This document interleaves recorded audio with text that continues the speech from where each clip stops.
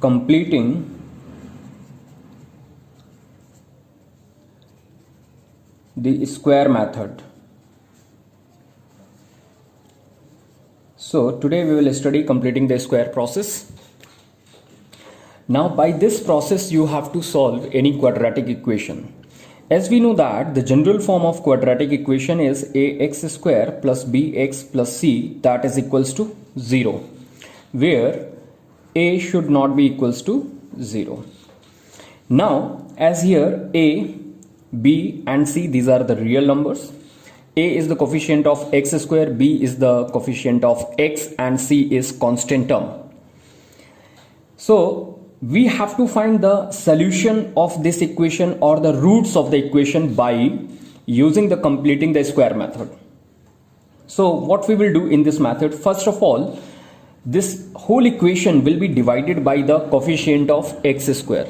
I repeat, there are certain fixed steps which you have to apply in each and every question.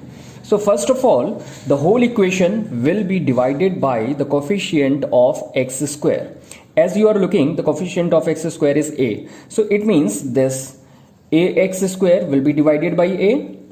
The second term will be also divided by a. The third term, constant term, that will be divided by a. And 0 is divided by a, that will be 0. This is your first step.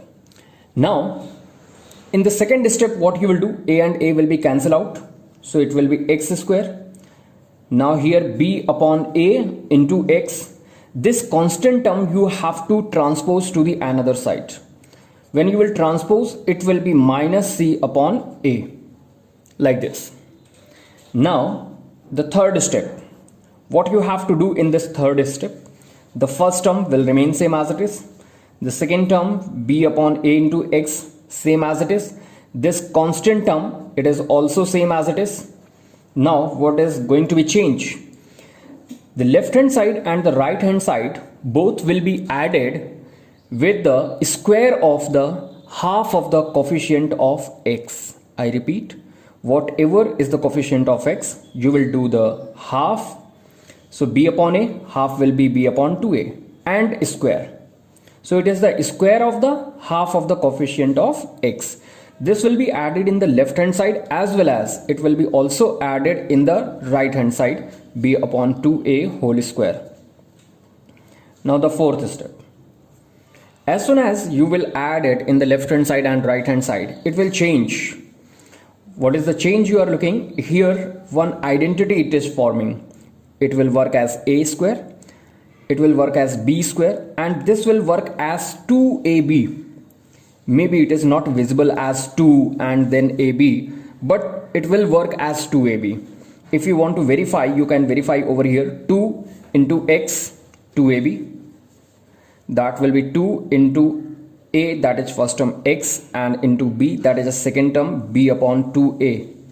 When you will simplify, 2 and 2 will be cancelled out. It is b upon ax, that is already given. So it means it is working as a square, it is working as b square, and it is working as plus sign, as the sign is given 2ab. So it means overall this will change as a plus b whole square, like this. So it means now it will change as this left hand side will be changed as x plus b upon 2a whole square. Here right hand side can be simplified more, c upon a plus b square upon 4a square. Now for finding the value, further on we will simplify and we will get our solution. What kind of the simplification we can do? We can take the LCM like 4a square, so it will be minus 4ac, and here it is plus b square, here it is x plus b upon 2a whole square.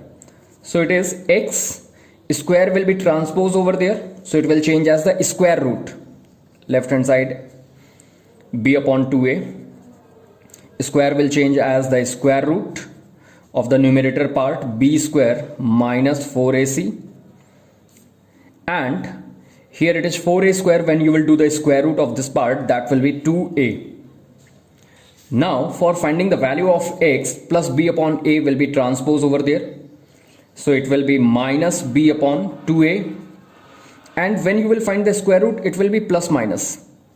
So it is plus minus square root of b square minus 4ac upon 2a. Further on, you can also simplify. That will be 2a and minus b plus minus square root of b square minus 4ac. So by taking one time plus sign, you will get the one solution of x. By taking minus sign one time, then you will get the solution of x. So like this you can get the two solutions of the given quadratic equations. I hope you have understood. So follow it. We can see one example based on this. As one question is given, 3x square minus 5x plus 2 is equals to 0. It is your quadratic equation. So first of all, what you have to do, this whole equation will be divided by 3 because 3 is the coefficient of x square. So it will be now x square minus 5 upon 3x, and it will be plus 2 upon 3, that will be equals to 0. Now what you have to do, x square minus 5 upon 3x plus 2 upon 3 will be transposed over there. It is now minus 2 upon 3. This is your changed quadratic equation. Now the left hand side and the right hand side both will be added. What you will add? The square of half of the coefficient of x. Coefficient of x is 5 upon 3. So half will be 5 upon 6. And its square will be added in the left hand side as well as in the right hand side. Now as you are looking, it is making identity of x square.